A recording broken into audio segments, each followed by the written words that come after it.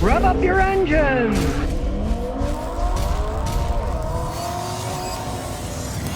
Well, if you can't beat them, join them. Turns out that Ford's CEO just hired an ex-Toyota employee to try to make Ford make better vehicles. His name is John Dion, and he is now appointed the Chief Transformation Officer.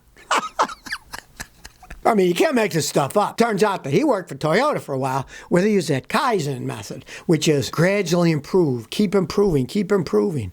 Well, Ford has been keep on improving for quite some time now, over a decade for sure. They've really been going downhill lately with all the recalls and problems. Now, putting in one guy and giving him this title, Chief Transformation Officer, it might be kind of like rearranging the deck of the Lusitania while it's sinking down, right? At least they're trying. You can't beat Toyota, join them, hire their people, maybe they'll help you out doing a better job. But what you got to understand is it's an entire culture in Japan. It isn't just one guy or one idea. It's an entire culture. Years ago, one of my father's friends, John, told me, he said, Scotty, there's no way that America's ever going to be able to compete with the Japanese building quality cars because the Japanese have a completely different culture and they're into just making it better over time, wanting to keep their market share. Where here in the United States, and he was a vice president of a big corporation, he said, all we care about is the next 3 months for the stock report to see what the quarterly stock is so people can make money on the stock. That's all they want to do. Cut costs so they can sell things and make a higher profit. He even told me, he's long dead now, but he even told me then, he said, and this was like 38 years ago, he said, there's no way we can really compete with the Japanese in terms of quality. And boy, he hit the nail on the head. Now Ford isn't even making cars. They only make SUVs and trucks. They gave up competing with cars with the Japanese because they just couldn't. They were such higher quality, the Japanese ones, that they could not compete with them. At least it makes them look like they're trying. Ford has now recalled replacement airbags that they installed under a previous recall because they may have incorrectly installed the new ones. Talk about lack of quality control with Ford. Now it turns out that the airbag inflators that they put in for the defective ones may have been installed backwards, facing the wrong way. So the airbags will deploy the wrong way. Instead of coming at you, they'll go into the dash. This lack of quality at Ford Motor Company, it's becoming almost hysterical. And this recall affects 98,550 Ford Ranger trucks. So if you have a Ford Ranger truck, guess what? Go to the nhtsa.gov website, put in your VIN number. You can always check your recalls. If you get confused, just Google, check recall my car, and they'll give you the site. And then you can type your VIN number, see if yours is covered. I mean, it's unbelievable. They recall an airbag to fix it, but then they put them in backwards. So they go the wrong way. I mean, this is unbelievable. It's a comic masterpiece at Ford. Stuff they're pulling on people. You couldn't make this stuff up. People wouldn't believe it. They'd say, well, that's a stupid story. I'm not watching this movie anymore. It's all made up. Well, this isn't made up. This is reality. That's how bad it is these days. Marlowe says, what do you think about government subsidies for U.S. sales? I saw how the Chinese government is giving subsidies for new car purchases. With the subsidies, a new car goes from $150,000 down to $65,000 in Chinese currency. Do you think as a way to stimulate U.S. car sales, could the government try it out for low-income systems or improvement for the bad domestic truck sales? Thanks. All right. Well, the United States is obviously subsidizing the heck out of electric vehicles. They're throwing billions into that, right? Maybe not the smartest idea. It doesn't really fit in with our country all that well and all that.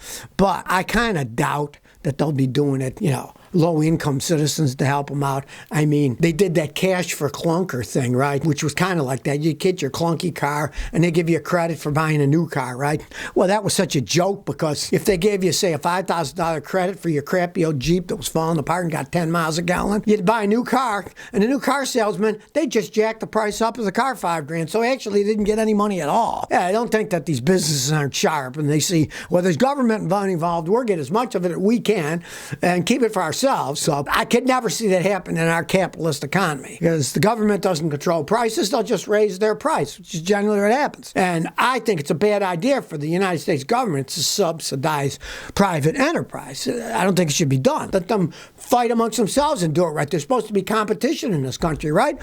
Why should we give billions of our tax dollars to these corporations to make and sell cars? It's absurd. If they can do it, great. If they can't, let them go out of business. Somebody else will take over and do it. That's supposed to be the whole underpinning of our society. Somebody makes a better product, a better price, people will buy it, and away it goes. Government subsidies for cars? I think it's counterproductive myself. Yang says, I got a shaky steering wheel at 45 miles an hour. Got an '07 Tacoma 4x4. The truck steering wheel shakes 45 and above. I had an alignment, new rotors, tires, and axles replaced, but it still is a shake.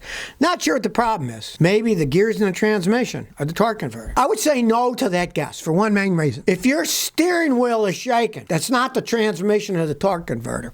If the transmission or the torque converter is going, the whole vehicle will shake, not the steering wheel. That'll shake the whole body. The steering wheel shakes because there's either a problem, it's aligned wrong, the tires are bad, the rims are bent, or something's wrong with the steering, control arms, bushings, tie rods, ball joints, something. I would say, if I were you, find a better front-end alignment shop. I've been dealing with front-end alignment shops my whole life, and I found an awful lot of bad ones and only a few good ones. Ask your friends if they know a really good front-end alignment shop, take it there. See what happens. I would start there because you had a lot of stuff done. The transmission and torque converter is not going to make the steering wheel shake. The whole vehicle will be shaking. Steering wheel is something to do with the suspension. I mean, you got a 4x4, so yeah, it could have been the axles, but you said you got those changed. I would find a better alignment shop and start there. WrestleS 192 says, I got 2018 Mustang EcoBoost which has misfire on cylinder number 1. I put new plugs and ignition coils, but it still misfires. And I notice the smell of gas when idling. What do you think?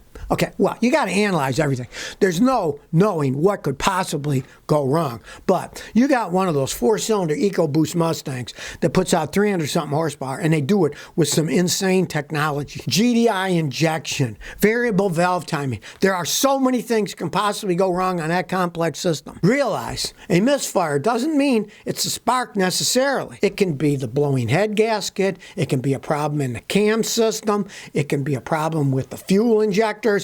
You're really going to have to find a guy like me with a good scan tool and years of experience working on those things and start by having them doing a road test, analyzing the data, and starting from square one to see what looks the worst. Maybe it turns out your number 1 injector's going out and that needs replacing.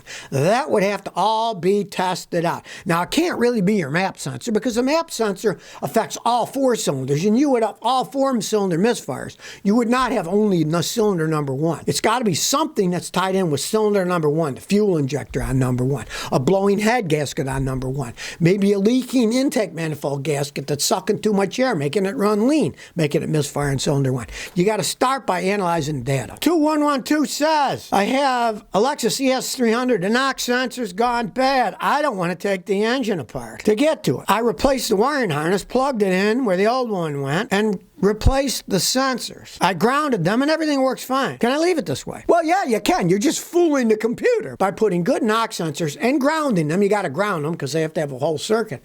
I would just say, make sure the sensors aren't going to move. Get some twist ties or something to tie them in place where they are. Make sure the ground that you grounded it with is nice and tight so it won't get loose. And I've had people do that for a long time. They don't want to take the whole engine apart. And it is a very, very expensive job. I've had people do the same thing with V6 Nissans. It's such a pain taking the intake off. They're going to spend a fortune paying a mechanic to do it, that they just got the wiring and they just plugged it into new sensors, ground them. As long as it's grounded, it'll give normal data and it can run perfectly fine. I've seen people do that and they'll run for years that way. And it runs perfectly fine, so they don't care. Now, if it doesn't run right, you'd have to bypass it, right? But in most cases, it'll just run good, but have that stupid code. You should always do research if you got a problem in your car because you might get it fixed for free. Just got an email from one of your viewers and he says, Scotty, just want to let you know that after a Google search, I find out my dash system breaking down was a known problem with my Outback, and Subaru extended the warranty on the radio and entertainment system for 5 years. So they changed it at no cost. You might want to share this with your viewers before shelling out $1,500 that they originally wanted to fix it with. He has a Subaru Outback, if you have one of those, and you find out that your dash display on a radio starts going nuts, and his, it kept changing channels by itself, like someone was touching the button, moving back and down, and the screen was getting weird. They do have an extended warranty, even though they didn't tell him that at the dealership to begin with. Once he found out and said, hey, what about this? Oh yeah, okay, we'll replace it free. Knowledge is power. Always research problems with your car because they're not going to do anything for free unless they have to. Oh, we didn't know about that. I've seen that with people. Oh, we didn't know about that. And what you want to do is get on your phone, take a screenshot, show them, here, I know this is a problem. Hey, you extended the warranty. They can't walk out of it then. In case he got his thing fixed for free, it would have cost him $1,500. Little research saved him a lot of money. So if you never want to miss another one of my new car repair videos, Remember to ring that bell.